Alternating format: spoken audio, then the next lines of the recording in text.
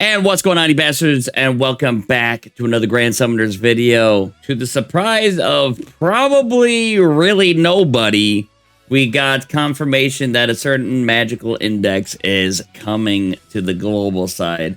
Finally, this got delayed a good little bit by the joint live streams and whatnot, but yeah, the time is now. And then I made a post asking people how they felt about it because I wasn't able to record this right away. So some people are hype, and then other people are just like absolutely skipping because we also know ahead of time that Kill la Kill, aka Hoka, will be coming back, and some people are looking more forward to Hoka than anything that's really coming from Index. So we're just going to go over the characters briefly. They had these nice little like summaries of the characters and whatnot and what they do. So there is 4 characters. First, we're going to talk about Toma. And yeah, we're just going to read these off. So he can survive with 1 HP and will not fall for 5 seconds after that. And arts gauge 100 up, attack 100% up for 25 seconds. Increase all allies' arts gauge by 20, covers all allies, and negates damage taken for a total of 25,000 for 30 seconds. So that is a massive like barrier or whatever. I think he's a taunt tank actually. So that 25,000 is pretty big. Reduces magic damage taken by 35%. Adds 10,000% to super arts damage every time his arts is used. A max of 150,000%. And then yeah, that could go into his super arts, and then that will pretty much double what's there. True arts, 45,000% water damage physical. Increase all allies' damage to fire, light, and dark enemies by 200%. So it's not, you know, water itself and then earth are not included in that. But I think that's like pretty good coverage of typings and whatnot. I'm not sure how useful the true arts is going to be in most cases, but it'll be all right. And then super arts, 150,000% water damage physical, increase arts gauge by 100, increases damage to enemy by 100% for 20 seconds. So a lot of people have compared this guy to Shiro, like he's a great value version of Shiro and whatnot, or like more so on the magic side of everything, where he reduces the magic damage taken by 35%. Because you see Shiro right here is the physical resistance, and then, you know, you get the barrier. Then during Unlimited Blade Works, you know, you get, yeah, you get all that stuff. So initially when this got revealed, I'm just like, dang, Toma really strong, actually. I think he's very good, kind of like Shiro, maybe to a different extent. But I kind of like what he's bringing and whatnot. His true arts is kind of less than desirable, I feel like, in most cases. But yeah, it's all right. It's all right. Then we'll take a look at Mikoto Misaka. She is her and Toma are the part 1 units, right? So damage 100% up when Mikoto is not in status ailments. Autofills art gauge by 3 for the first 90 seconds of quest. Depending on what quests you're doing, that should probably be fine, right? Now, a lot of quests might not go past that, depending on what you're doing. Then on arts, you have 28,000% light damage magic, increase attack and skill CT by 100% for 60 seconds. True arts, 70,000% light damage magic, increases light units all statuses by 50% and reduces enemies crit resistance by 100% for 30 seconds. So you can definitely make a case to run around mono light to get the most out of that, because that's you know, the statuses. And then it comes to mind like free run on our arts increases status too. So, you know, hey, maybe you can see some even nuttier amounts of HP and whatnot. And then Super Arts, 220,000% light damage magic, fills up own magic equipped gauges if they are half or more recovered every time the Super Arts is used. Reduces enemies' light resistance by 150% for 25 seconds. So she will be able to do big damage and whatnot, mostly on like mono lights if you want to kind of maximize what she's got going on for her. And then like reducing the light resistance by 150% is definitely, yeah, increase your own attack and skill CT.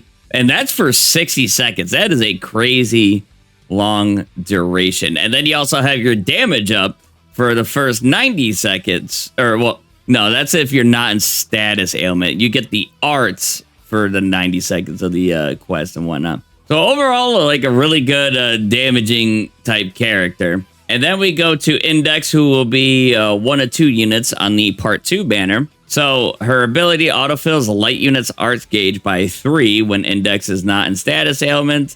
And on the arts, increase all allies arts gauge by 30. Reduces all allies damage taken by 30% for 30 seconds. So definitely looking great so far.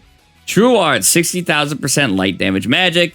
Increase all allies damage and damage to weak element enemy by 100% for 35 seconds. So I'm assuming, you know, you have the typing wheel, the color wheel, whatever the hell you want to call it, with light and dark are strong and weak against each other, which and then you have, you know, the fire, earth, then water, you know, those typings. And then on Super Arts, 160,000% light damage magic, increases all allies magic equipped CT by 40% and reduces enemies magic resistance by 40% times the number of magic equips by unfallen allies for 25 seconds.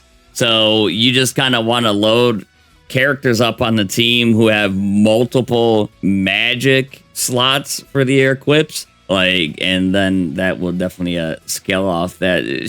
Index is definitely a little interesting, and I think she could work very well with Mikoto. So yeah, they definitely, because I think Mikoto herself has 2 magic slots, if I'm not mistaken, that she do, and then Index herself also has 2 slots. So it seems like she's a great offensive support type character by buffing damage that your team is doing in multiple parts of her kit, and then reducing damage that you are taking, arts gauge and whatnot. So it's definitely her and Mikoto seem like they can run well, definitely side by side. And then of course you can add Freerin in there, and then maybe like Star God Lisa or something. But I think Star God Lisa would lose a little bit of effectiveness because of Mikoto, because filling up, well, that's her own magic equip, so maybe not really, but yeah. And then we're gonna move on to Accelerator. Accelerator autofills all allies arts gauge by 5 and all allies damage by 300% for 30 seconds, but when boss breaks. So I mean it kind of depends on the type of fight you're doing. Of course, if you breaking the boss isn't a thing, then that's kind of not going to be useful. But also, why would you use a breaker if you can't break the boss?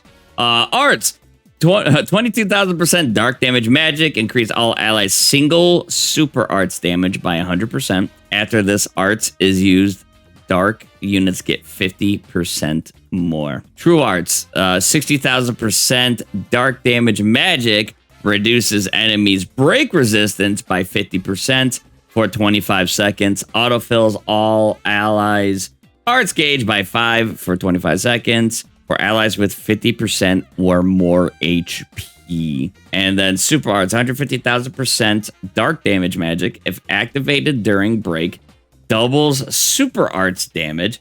Otherwise, increase break power the more HP Accelerator has left. Max of 300%. All right, so this guy is going to be a very strong breaker.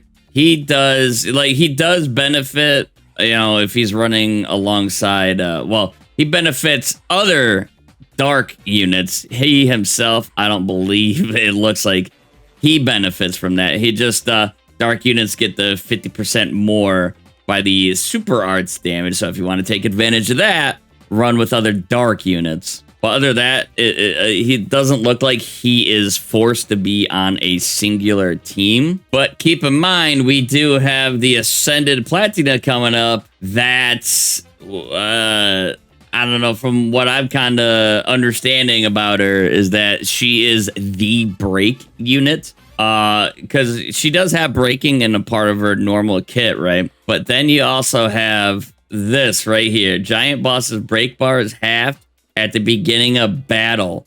Raid bosses break bars take 20,000 break damage instead. And then you increase your own break power by 2% times your own attack divided by 100.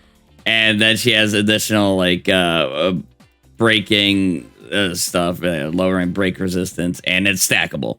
So keep that in mind if you want to go for Accelerator, or you want to go for possibly Platina when she shows up. Then you got some of the SP arts right here going on. You know, they look pretty decent. More so the focus on the illustration of the characters and whatnot. I mean, like, yeah, no shit, but like, yeah. And then we're gonna have, of course, you know, the promo stuff and everything. I still have not opened my mouse mat, man. I am goofing on that one. It's just sitting in the corner and I forgot. And then in the stream, hey, good timing. Then in the stream, you know, we got some more, you know, they're just showing some goodies and whatnot. Actually, oh, okay, that's when they're spinning the wheel. I think that was like on the stream type stuff. And then, yeah, I think that's it for the live stream on the Grand Summoners channel. Give that a little likey. Oh, yeah, so this can kind of go into the team composition and whatnot. So I forgot to go over that there is an Ascended Leon coming out. Well, it's not that I forgot, it's that work has been kicking my ass lately, and when I get home, I'm really, like, most days I don't want to record and whatnot. So you have Leon coming out, and she does have some, you know, she has 2 magic slots right there, and then possibly, or like 2 supports. Okay. This ain't the video to go through her stuff, and I feel like already, like, it's been a few days. Yeah, it's been 5 days since this news came out. And in YouTube time, this is ancient waifu. Nice. This is ancient and whatnot. Okay, kind of just looking at her kit, like, she does a lot of stuff with status ailments. She can inflict poison and paralysis, generate arts, and allies unaffected by ailments, they get an additional amount of arts, and then when used for the first time, double. Yeah, okay. So, and then for 30 seconds, reduce enemies. A lot of status ailment stuff. So I don't know if she's actually able to, like, be ideal to run with, like, a Mikoto, Index, you know, her, and like maybe what's her nuts? Damn. Freerin. Which, by the way, Freerin is being collabed with Solo Leveling Arise, and that's pretty dope as well. So overall, I will say that all of these characters are good. Like, you could definitely use them on a team and they will be effective. But I don't see, like, if you're already, like, decent with summoning and whatnot, like, you know, you have a good amount of units. I don't really, I'm not as high on this crossover from when it first got announced. But yeah, and since we have Kill la Kill right around the corner, probably coming back after this, unless they do another, like, joint live stream and then they drop everything at the same time. A lot of people are probably going to skip this just from that fact alone, with, you know, they want to secure Hoka, because Hoka is just like the support unit and whatnot, you know? But let me know your thoughts down in the comments section down below, and I'll see you bastards in the next one. Take care. But first, hi there. If you liked what you saw,